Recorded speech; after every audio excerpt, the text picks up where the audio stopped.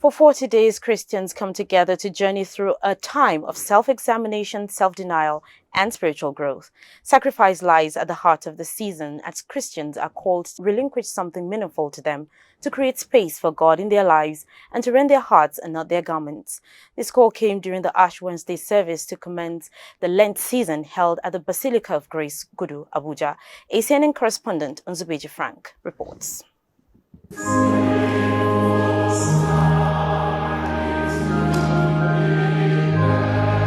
Observing the Ash Wednesday service in a solemn manner to usher in the 40 days journey when Jesus fasted for 40 days and 40 nights, members of Basilica of Grace located in Gudu district of Abuja were called upon during the service to return back to their Creator with all their hearts and with humility, and to rend their hearts and not their garments.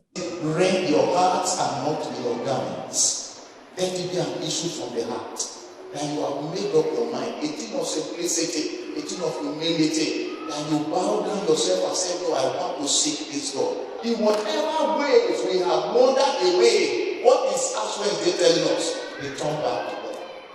Return back. There's a need for you to return. If you don't have a time before of quietness before God, desire it in this 40 days. If you don't have a time of Bible study, it requires the discipline. So that it will not just be an outward show. We went to church, the ash was, the mark was placed upon our head. It says, number one, return to the Lord. With all your heart, with fasting and weeping and mourning.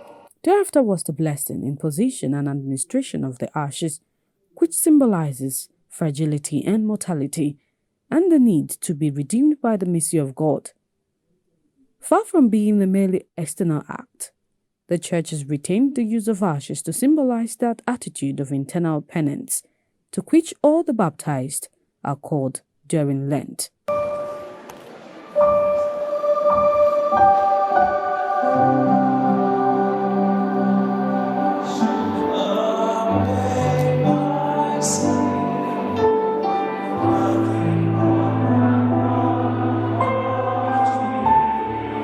The Vicar Venerable Oluwaseun Oweye, in an interview, and some members spoke on what should be the right attitude in this season of Lent. An intentional attitude that will be of help to their spiritual life.